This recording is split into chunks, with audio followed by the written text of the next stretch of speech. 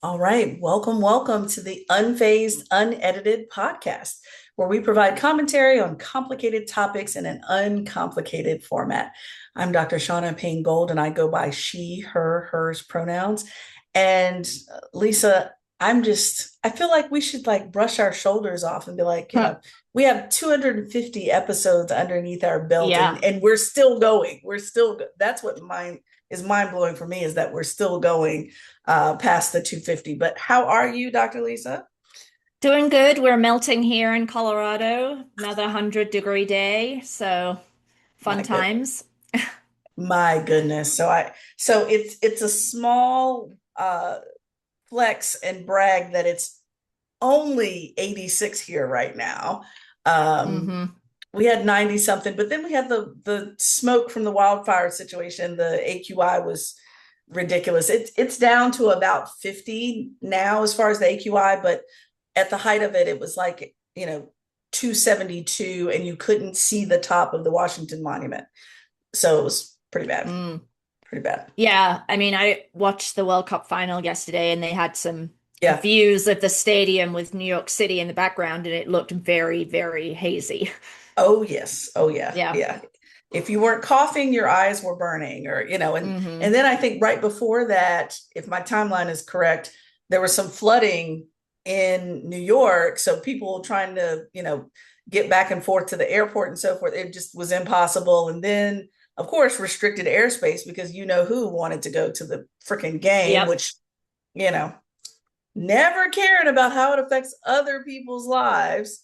So Right, right. had some friends of mine that were supposed to get on a what hour 15-minute flight at 3 p.m. and they couldn't because the air was restricted until like 7 that night. Let me just hang out. Oh, yeah, great. Anyway, yeah. So, all right. Well, let's get into this week's word of the week.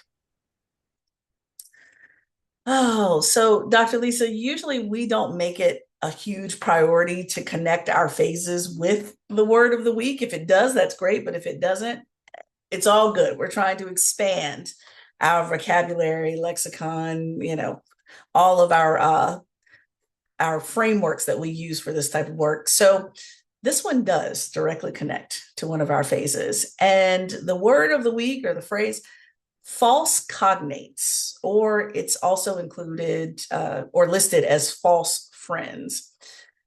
This is so interesting to me, Lisa, because I'm always trying to stretch the boundaries of my diversity, equity, and inclusion work and World Cup time, sports time.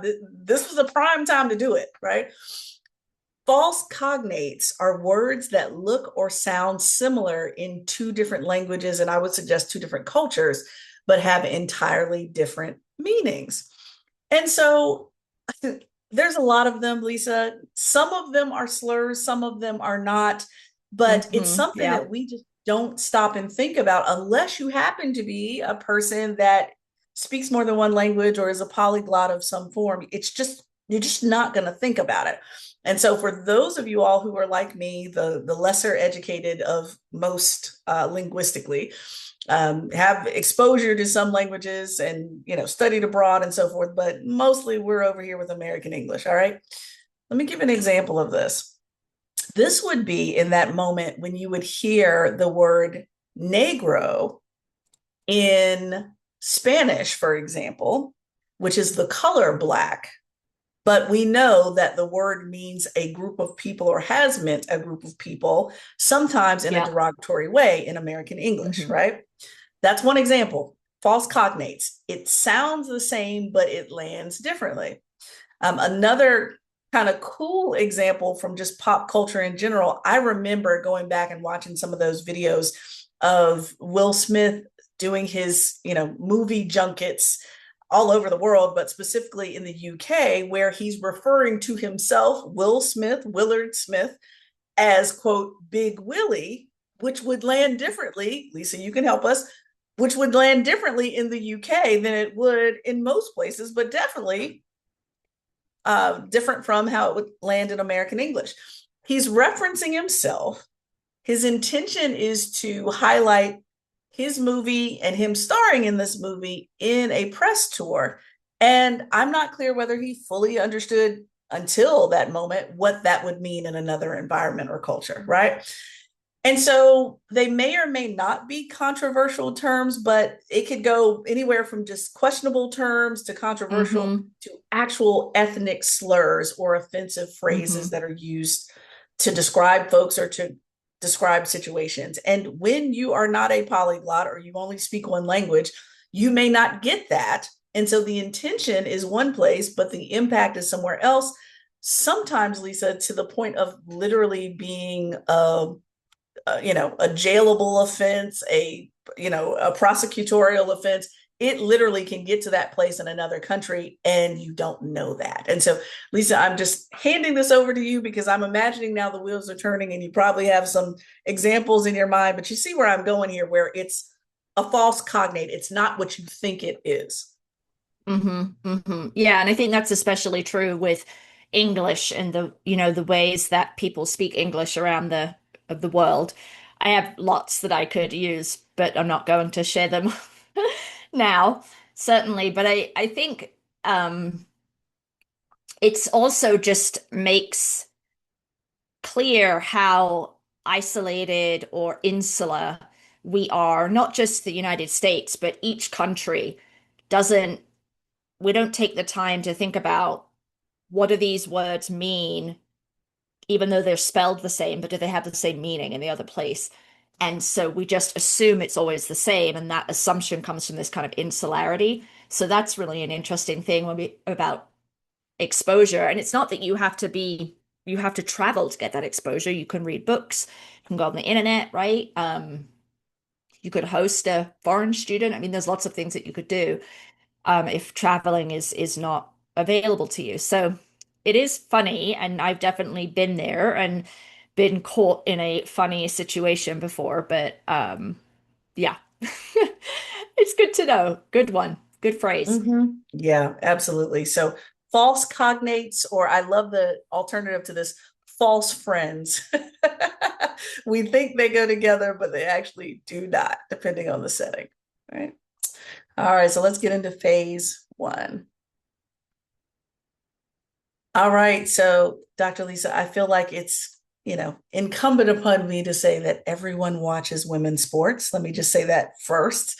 I have the shirt, the hoodie, and the sign. Yes, everybody watches women's sports. And as we watch it, we see the faux pas that occur from lots of different angles. I know that I've spoken of the WNBA on this podcast before, but now we're coming from a completely new angle. So let's talk about it, Dr. Lisa. And I want to see how much grace, leeway, or not you give this individual. So we have Coach Sandy Brondello, head coach of the Toronto Tempo, which is in the NBA. This happened relatively recently where Coach Sandy was in the huddle with her team, talking to them on a hot mic. And on that hot mic, specifically called Angel Reese of the Atlanta Dream a quote, protected species. Now, this is interesting because let me give you the dynamics for those that are completely apart and detached from the WNBA. Angel Reese is an African American woman from New Orleans. She played high school at St. Francis here in the Baltimore area, and so she is widely known African American player.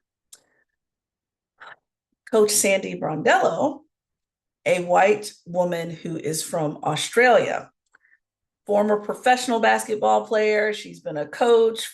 And what I think is interesting is that Coach Brondello is not, let's say, divorced from American culture.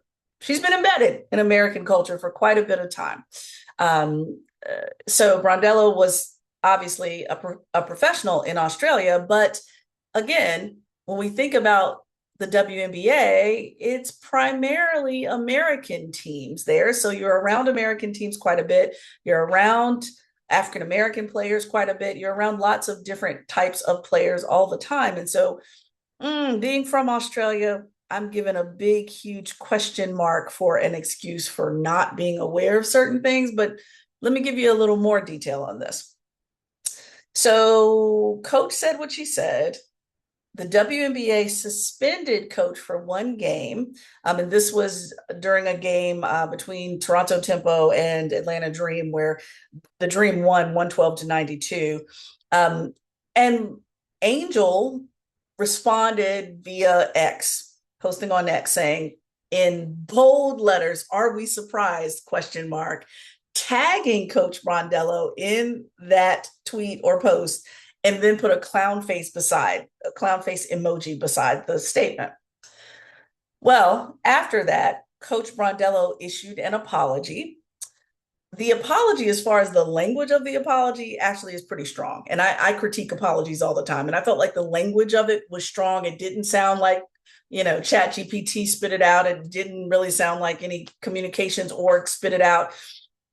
And at the same time, I am still very frustrated by the excuse of not knowing because someone is from somewhere. And the reason why I bring this up, Lisa, is because yes, it can be true that you're not exposed to a particular culture. So you may say or do things that you don't realize will land differently there. But how much experience, how much exposure, how long do you have to be connected to American and or African American experiences to then still claim ignorance on particular topics? And so it's not quite a slur, but at the same time, highly offensive. And I can understand that the WNBA, which has tried to lead in the area of being inclusive, is probably sending out a signal in regards to this. So you got, different camps saying, oh, that's all one game. And other folks are like, oh, that's overkill. The apology was good enough, etc. I know, Lisa, that you're not watching every game of the WNBA, which is why I value your opinion, giving some space to this. But how does this land on you, especially because you're well traveled? And I think it's important, especially for women's sports, that we've advocated so heavily to make sure that it's out there for the public to see. Mm-hmm, This is one of the mm-hmm. risks of that happening, is that bad behavior is also on display as well. So thoughts. What was, do you know her intent? Do you know what she meant by using protected species? Yeah. It kind of related to, because it's something that's said often in Australia, in Australian sports, where it's, so for example, you're a position that's highly protected. So let's say you're a quarterback in football, for example, and obviously the entire O line is protecting you. You're a protected species. I think so. She's referring to it or connoting that in a athletic sports environment, but at the same time, a lot of the comments that I've seen about this is like, we don't care. You're in America. And in America, there's a different sensitivity to connecting animalistic descriptions to a Black person. So I wasn't in her Yeah. head, but I'm just pulling together how it's landed for people, despite her intention. So in Australia, it's a term that's used for a really good player that is then protected by the team. Yeah, okay. There So you go. absent There you go. any context, I agree it's troublesome, and it it felt complimentary. Like that's why I wanted to know about the intention. Because when I think of a protected species, I think of That's right. animals that are endangered but are very special and important, right? Um, Mm-hmm. Mm-hmm. but Mm-hmm. I do understand why it's a problematic term, but that was where I went. So I was just wondering what her intention was. I think That's right. That's right. It was complimentary to your point. Yes, it was. Yeah. I Yeah. think that this is a hard one because we are Mm-hmm. always talking about on this podcast, and partly why we started this podcast was that people make mistakes, and if we Mm-hmm. shut them down when they make mistakes, then they disengage completely. That's right. That's And right. the apology matters, right? That That's you right. mean your apology, that you integrate the new knowledge and that you don't do it again, and that people have that Mm-hmm. arc and they have the capacity to change and realize when they've stepped in it, right? Mm-hmm. And Mm-hmm. aren't just playing lip service to the apology, but truly understand it.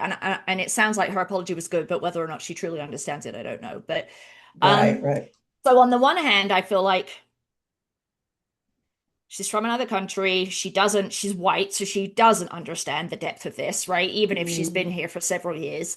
Mhm. Um, and she apologized, and we sh there should be some grace in that. If she does it again, that's something different, right? Mhm. But and then on the other hand, We got a lot of um, hands. Yes, yes, yes. I do understand that. I mean, for Black women especially, that tie into being animalistic and brutish and dangerous, or like unwomanly, whatever, like all of that stuff that's connected to it, exotic.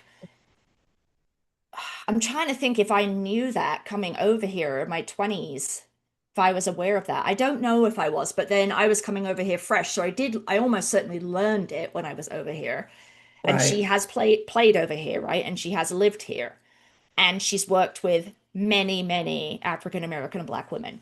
Mm-hmm. Mm-hmm. Mm-hmm. So Mm-hmm. I don't know how I fall on this one. I can see all the sides, I guess. My Yeah. question to her is if you F up again, then that tells me something about your sincerity Mm-hmm. around the Mm-hmm. first comment and your apology. Mm-hmm. Mm-hmm. Mm-hmm.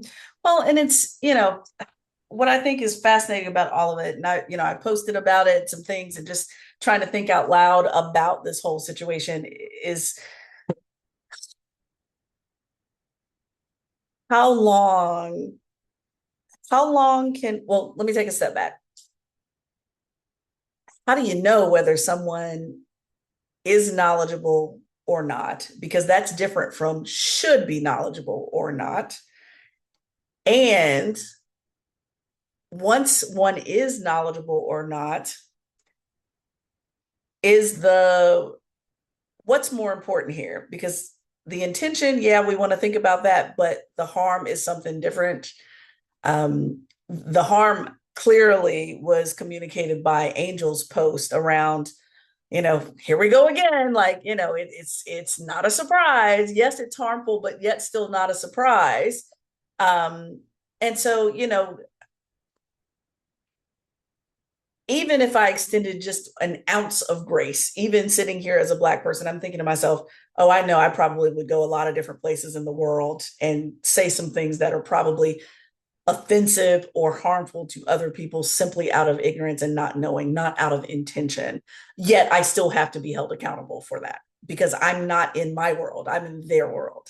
And that's been a lot of the rationale around this is look, Coach Sandy, even if we took away all the years of experience being around Black women in the WNBA, you're still in someone else's territory where you have to take responsibility of your actions. We've seen similar things happen where people do things that are they they may even rise to the level of being illegal, and the person, it did not matter whether they knew or not, they still had to be held accountable because they weren't at home, they weren't in their home country or home territory, they were elsewhere where the rules are different. If I can spit on the ground in the United States and there's nothing wrong with that culturally here, but then I go somewhere else in another country and it's, you know, it could be, so offensive that I could lose my life over it.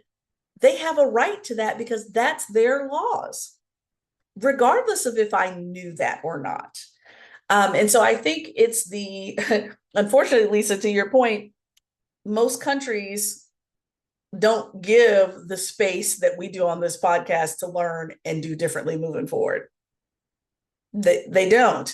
The Yeah. WNBA, I guarantee you, yeah, they gave this 1 game suspension, or I don't care if it was 100 game suspension. If and when she would ever come back to coaching, they're still highly aware that if it happens again, it's already on record 1 time. So if it happens again, what happens next? Even that's more grace than lots of places in the world. Yeah, I mean, I think there's degrees here, right? Like an Yes. illegal act and getting imprisoned or fined versus I'm giving her grace to say misspeaking. Um, but when to your point around consequences, it feels to me that she does have consequences. She is being held accountable. Mm. She's gotten the game suspension and she presumably publicly apologized, which is how you've read the apology. So if you thought, if Shaunna Payne Gold thought that it was a pretty good apology and unlikely to have been written by artificial intelligence, that says that there is remorse and accountability. And she took the responsibility. She didn't be like, but I didn't, or no, she didn't do that. Okay. No, no, no. She took responsibility. She didn't say, but I didn't know, so therefore, da da da. Matter of fact, I'm just looking for some snippets now. Keep talking. I'll find it. Yeah, so I think if her apology had been like, I didn't know, I was raised in Australia, this is something we say as a compliment, I'm sorry it hurt your feelings, but, right? That Mm-hmm. would feel different to me. Mm-hmm. But if she actually took responsibility for her ignorance, Mm-hmm. and she's gotten the 1 game suspension, like, I Yeah, think for me, the test is, does she do it again? exactly. Or look, here goes my suspicious almost 50 Black woman's statement of when she does it again, and Mm. if she is caught doing it again, is she remorseful? Yeah, because we also don't know how much this might be her 62nd time of saying something offensive, but this is the only one that got caught on a hot mic, right? So There you that's go. also There you true. We go. don't we don't know that, and we will never know that, Mm-hmm. presumably. Mm. Yeah, yeah, Um, that's right. That's right. That's so exactly right. yeah, I mean, I want to believe it's going to be an if she, but you understand through your life experience that it might is most likely going to be a when she. Um, Hmm. and that Hmm. becomes different. Then I think the WNBA should be like, you had a warning, you had a yellow card, There right? you go. Hmm. Now you're getting a red card because it doesn't look like you've educated yourself or changed your behavior.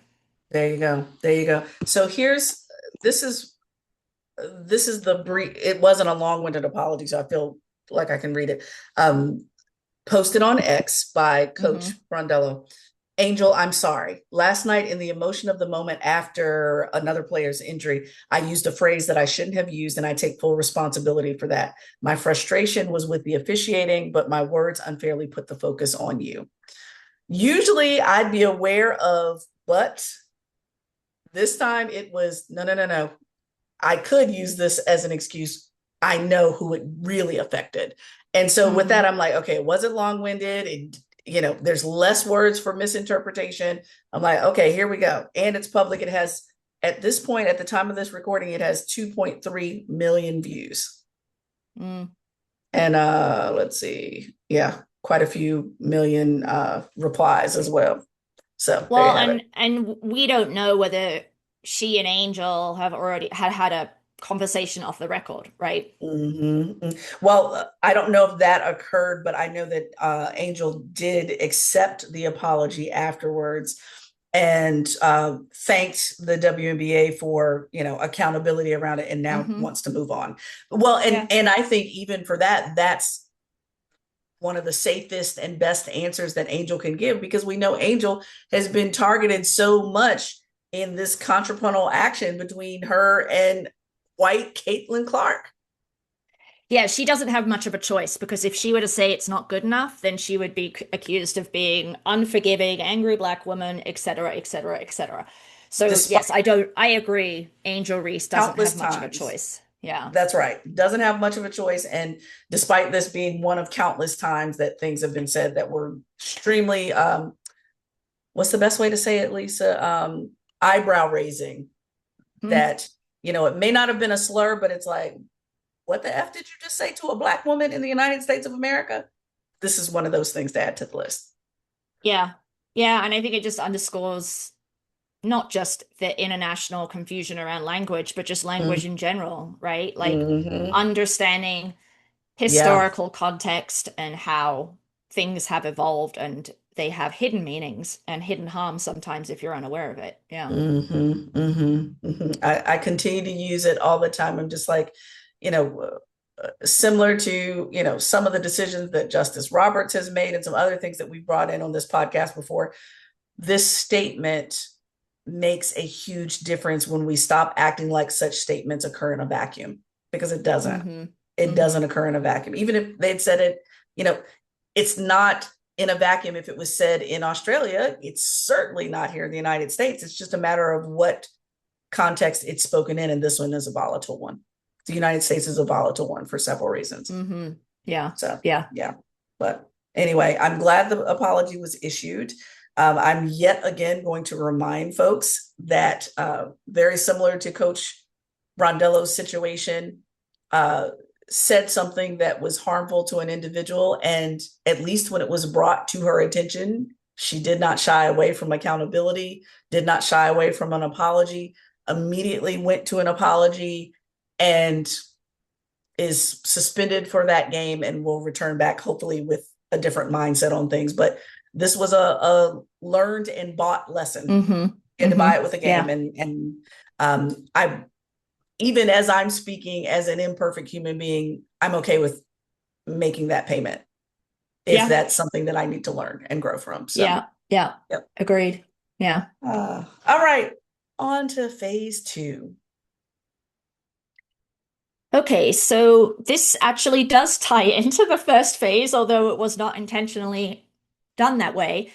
But I was listening to another podcast that was talking about the ways in which the electorate, or perhaps even broader than that, the general populace of the United States, has shifted over time to caring less about our leaders' integrity, character, moral compass. And this isn't just about Orange, right? This is more broad than that. And we think about the degree to which, 20 years ago, someone would say something or an affair would come out and their whole career would be over, and how we're not in that situation anymore. And so this is more of a larger kind of step back, just get your perspective conversation, Shaunna, because I'm not going to be citing any research here. This is literally just you and I spitballing about it.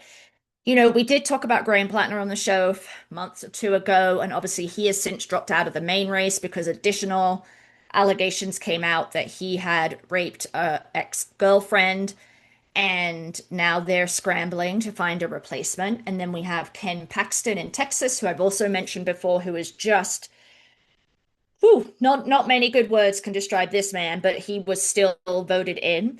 And then we have in Colorado Victor Marx, who is now the Republican nominee for governor, and I don't even know where to begin with him. I mean, he is just clearly delusional or knowingly making stuff up. And sure, 500,000 people like, that's the guy I want to be a leader, right? And I'm sure there are countless other examples of this, both at like school district, local level, all the way up to the presidency, obviously. And for me, and this might, I understand, and I want you to tell me, I feel like my whiteness is influencing this perspective because they've always been bad actors, particularly when we think about race, who are manipulative and nasty and cruel and in it for themselves and don't particularly have very good character because they're racist and sexist and homophobic and such. Um, but for me, like, I don't want a leader that is just going to do whatever it takes to get my desired policy or opinion across the finish line. I Yeah. want a leader who is going to act with integrity and has a moral compass and weighs up the pros and cons of each of the issues and thinks about the Mm, people who may not share their ideological position, but understands that policy X could really harm them and that matters to them because they care about human beings. mm-hmm. So I know that you may not understand this phenomenon as new. It feels newer to me, but maybe it's just more out in the open now. And, Mm. and I'm just wondering what your thoughts are, like what you've noticed, what you think about when you want a leader, when you're thinking about not, it's not even elected leaders, but just leaders in your community, right? Like what you want from Mm. them. Yeah, yeah, yeah. I'm trying to remember. I'm going to look it up and find it. I'm trying to remember. There was how can I say? It was a documentary that I watched. I believe it was on Netflix, but it was about uh the Kennedy. It was less about Kennedy and more about what happened after Kennedy. Okay. And it was specifically addressing, okay, how are we going to handle this whole situation where, the South wants all these rights, they want all these things, what are we going to do? And there were folks that were saying, oh, just give it to, it's almost like throw a dog a bone and it'll be satisfied for a little while, but we really don't have Uh-huh. to make changes, right? And it very much, that documentary, I'm going to look it up while you're talking too. It reminds me of that documentary where it's like, oh, let's kind of throw them a little something, but we're still going to do what we want to do. And for me, I was jotting down some notes as you were talking. Ideally, the goal, even when it comes to whether it's elected officials, local, state, federal, or whether it's confirmed folks like the Supreme Court, there's always this irony that I sit with around, you're expecting, especially elected officials, to represent people, but you're very busy asking what their beliefs are. And yes, their beliefs do matter, but aside from the beliefs, are they willing to represent everyone's beliefs? And so sometimes I feel like we're asking the wrong freaking questions of these folks that are supposed to be representing a group or a region of people. And so it's kind of this fork in the road where ideally it should have been representing people. And instead, it's like a wolf in sheep's clothing where they're controlling people, but acting as if they're representing them. So I'm representing Yeah. you by voting against women's body autonomy and reproductive rights, but Mm-hmm. I'm Mm-hmm. representing what's best for you, not what you said you Yeah. want. And so it's Mm-hmm. literally like this wolf in sheep's clothing of, I'm doing politics to you rather than on your behalf for you. And Mm-hmm. that's where some of, I think, the character and integrity is really bad. Like, yeah, I know we got racist folks, we got sexist folks, we got xenophobes, homophobes, trans folks, we got all the phobic folk, we got all that. And at the same time, some of these folks, I'm like, oof, okay, at least Strom Thurmond was a racist in public, so we didn't have to guess where he landed.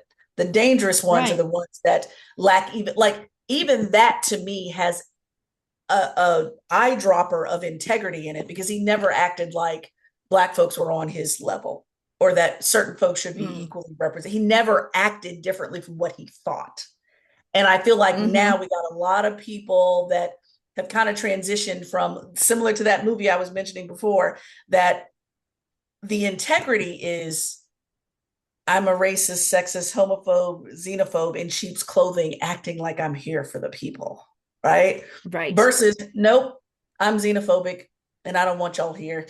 I'm transphobic and I don't care about y'all's daggone trans kids. I'm like, the integrity now, it's almost redefined to be like, okay, at least there's alignment here. At least there's a line. And now the line continues to get more and more blurred because it's like, okay, you're telling us one thing and we're seeing something different. And you don't Mm-hmm. think that gaslighting isn't in the American people's lexicon now? Even if they don't know the word for it, they know it when they see it. You're doing one thing, you're saying one thing and doing something else. Mm-hmm. That's not going to fly anymore with the American people. I think that's why our everybody's wicks are very short. Like it seems like, oh my God, people are just, more violent and more vocal now. So how about we're fed up? How about people are fed up with the difference between what they say and what they do? And so now they're holding people accountable. Yeah, but I mean, are they holding people accountable when they're electing or nominating these individuals who are unqualified, dangerous, lacking in any kind of human compassion or empathy? Like a good number, millions of people are voting for individuals like that, all the way from the school board up to the presidency. And I agree. I agree. I I don't, agree. that's the piece that I don't understand. And one of the podcasts I'm referencing that kind of got me on this was, Mm. we know that evangelical Christians in particular have kind of sold their soul in some ways, Mm-hmm. right? They have Mm-hmm. made a bet that yes, this person is awful, but they're going to put forth my positions on abortion or separation of church and state or whatever that is, right? And Mhm. one of there was a clip of a person that said in relation to Ken Mhm. Paxton, well, I'm not voting, I wouldn't vote for him for the deacon of my church, right? But I'm voting for him for an elective office to do the things that I want. So what he does in his private life is not really my business. Mhm. And the like one of the two hosts of the podcast was like, I'm pretty sure if we rewound back to Bill Clinton and his Mhm. affairs, in particular with Monica Lewinsky, that same Mhm. person would have a very different thing to say, right? Would have Mhm. a, it's despicable. This person is a leader. He is immoral. He's, breaking his vows, et cetera, get him out. And so, how Mhm. that has shifted and how we collectively, because people are doing this across the ideological spectrum, Oh, making yes. excuses for Mhm. people because of Mhm. um, what we think they can do for us. And so, therefore, it's how dirty can you play versus how good of a human are you, right? We talk about public service. Public service is doing things on behalf of the public, right? Not for your own self-interest. Mhm. Mhm. And we don't seem to be holding them to that standard. Mhm. Well, here's the thing. I think let's rewind what you just said. I remember someone saying this with uh, totally different from politics, Tiger Woods, where Mm, folks were talking about, yes, I understand his character, I understand these particular things, but he's winning. So who cares about those things? That's separate and apart from XYZ. Well, the way that we elect people in this country, it's not separate and apart. We ask all those questions. You want to see the daggone white boy on his website holding his dog in front of his family. You want those visuals for a reason because you're trying to figure out who the person is and their values. And then assuming that maybe they might connect it to their decision making to be a good person. Well, good is up for debate at this point. It's very much up for debate first. And then the other thing is, you know, the bar continues to lower and lower and lower to the pits of hell when it comes to mm-hmm, mm-hmm, integrity. Because to your point, the people that you were talking about, let's be very clear. Some of them don't care about their individual integrity. Some of them have never cared about their individual integrity. They just want to know, are you going to vote for the things that are important to my individual life? mm-hmm. So I don't care if you are Satan himself. Are you going to vote that I don't have to pay to get the potholes filled in the city of Baltimore because I don't want to pay for that? I don't care if you're a racist. I don't care if you're a sex trafficker. I just don't want to pay for the damn potholes.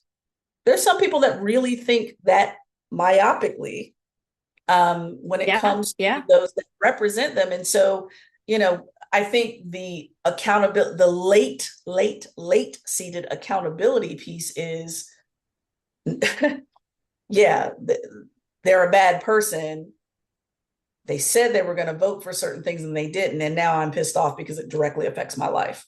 And Mm-hmm, so now retroactively, I'm like, oh my God, this person is a bad person. Like you said, yeah, they were a bad person when they voted for them. But now, not mm-hmm. only are they just a bad person, they're a bad person who didn't represent them. We just went from bad to worse. Yeah, yeah. I mean, folks who are just like, oh my God, I can't believe this person is this way. And you're like, well, a lot of folks are shocked with how the this current administration has Mm-hmm. kind of played out. And you're like, really? Because I feel like we knew, right? It was right there. So, It wasn't okay, hidden. so let me throw this out there. Here's my here's my dialogue brain kicking on here. When people say, I can't believe insert bad person did thus and so, what they're trying to do in that conversation is to create space between them and the person they voted for, supported, backed, etc. Mm-hmm. Because they can believe it, they just don't want to believe it. And so the best way Mm-hmm. to do that is again to go back look, this might actually be tied to our first phase. It's more comfortable and protective for me to claim ignorance about the actual personal values and integrity of the person than to admit that, yeah, I voted for a bad person. I knew it when I did it, but I had some self-interest in there. That's easier. Mm-hmm. Oh my God, I didn't know that Lisa would cuss everybody out. She's been cussing everybody out every day for her natural life for 40 years. Why would you expect on the 41st year that she's going to be any different? I can't believe is I want to separate myself from being affiliated with someone that I supported and vote for. So that to Yeah. me is it's quite deceptive and manipulative. I can't believe XYZ because Yeah. Lisa, we have heard that countless times since we Mm-hmm. got those last general election results and Mm-hmm. the bad behavior that came out of it. And those of us who never voted for that administration is like, why can't you believe it? In fact, all evidence to the contrary that you should have believed it, but you chose Right. not to. And now you're trying to create distance that's not there. Mm-hmm. You are Yeah. trying to absolve yourself. You're trying to protect yourself. You're trying to create space rather than what I haven't seen very much, especially in social media spaces, is acknowledging I need to take personal responsibility for selfishly thinking that this person who is proven to be dishonest, disrespectful, flagrant, I need to take responsibility for putting all my eggs in a basket with a hole in it. Mm-hmm. I Yeah. should have known based on previous track record and behavior, but I took a selfish chance that didn't work out. And so instead of creating space, I'm going to own my mistaken vote or my mistaken backing, or it doesn't always have to be the orange man. It could be anything. I should not have thought that. I let this person in my house after knowing they've been let into 50 other houses and stole something out of their houses, thinking that they wouldn't steal from mine. But when they do, I can't believe they stole that from me. You should, Mm. but you don't want to take responsibility for opening the door. Yeah.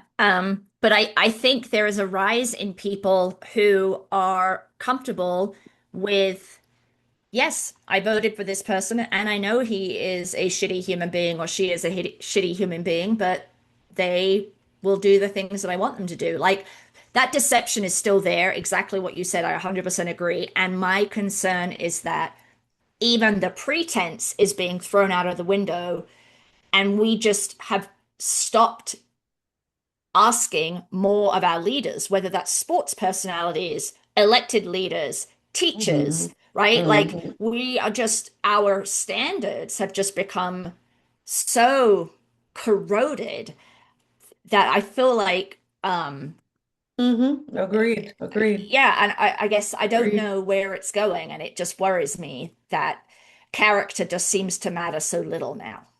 Well, and 100%, 1,000,000% agreed. And let me throw this out here with my African American female lens on things is Hmm. that what grieves me all the time is that the people that actually do meet certain value standards are the ones that are either literally or figuratively crucified for it. Right, Like right. I read this fantastic article that was talking about where are all the African American leaders, as if there aren't any. Yes, there are plenty of them, but Mm, at the same time, you're not going to get a Martin, Malcolm. You're not going to get one of those types of leaders anymore because we have a track record of what happens to them. They don't get to stick around long enough to yeah, lead where they're yeah. trying to go. And so, with that, yes, there are lots of folks. So, on one hand, I don't want to subscribe to the quiet voices that are living those lives of integrity. They just aren't on a big speaker doing it. And at the same time, the ones who do, the world hates them for it. Like the Yeah. world hates, like the fact that people still vilify being woke, that's a problem. The fact that you don't want to see Hmm. kids die because of their sexual orientation or any of that, transitioning from one gender to another. To me, I'm like, we are in that upside down kingdom where it's the things that Hmm. would be of character and integrity or You mean to tell me we have someone that has come out of the White House saying that empathy is a bad thing and a weakness? That tells you we're in the Right, upside right. down. Yeah, Now that yeah. doesn't mean that people aren't vehemently opposed to what he's saying. It's just that the loudest voices seem to be highlighted, and the quiet voices that do have the level of integrity that you're talking about, they don't get to live long. Well, yeah, and people don't seem to want to vote for them either. I mean, it's just No. like ridiculous. So, anyway, I just wanted to Mm-hmm. throw that out there because it's been on my mind and I don't know what the Mm-hmm. future holds regarding this. Yeah, that's good. That's good. I don't know whether whether good character is just like passe and yeah, who cares, Yeah, right? I think my hope and prayer is that the good character is there. It's just very quiet. I think sometimes good character needs to be a bit more aggressive. Like Mm, really quickly, it reminds me. I think I've shared this before on the podcast, but it very much reminds me of my youngest son, Kendrick, where he's like the antithesis of bullies. But he did have a bully for what, second grade through fifth grade. And he's kind Kendrick. He's known as the kind Kendrick at school. And at some point, even the kindest gets fed up. And that moment, hmm. like I'm waiting for the fed up moment for more people, Lisa, where, Yeah, yeah. shrugged it off, he let it go, he just continued to do the right thing, even in the face of bad behavior, continuing to do the right Hmm. thing for years until it reached a head where he got fed up and it got ugly for good, for a good Mm, reason. How much patience? Like I still say to this day, I like to be Martin more often, but sometimes situations require a Malcolm. hmm. I just feel like we need quite a few more Malcolms that have that integrity, but they're not quiet about it. They're not the pushover. Yeah. They're playing by the same rules that the lack of integrity folks are, so that we can finally get in the game at all in order to win it. Hmm. We can't Hmm. always take the high road and say we're not part of the game. We are part of the game. Yeah. Yeah. All right. Well, on that note, let's wrap it up and hopefully this is giving people some things to chew on and think about. Yes, absolutely. Yeah. So that's a wrap for us. I dropped the link. The movie itself, it's obvious, LBJ from Netflix. That's the one I was speaking of, where they were saying one thing and doing something else. So if y'all get a chance, take a look at that. But for us, you can certainly reach us on all of your social media and podcast apps at Unfazed Unedited with brackets around the first un. Email us at info@unfazedpodcast.com, or just visit our website unfacedpodcast.com, where you can access the new and the old shows at any time. And so if you like this week's episode, please subscribe, leave a review, download, share with your friends, coworkers, or any others in this phase of your life. So, Dr. Lisa, until next time. All right. Till next time.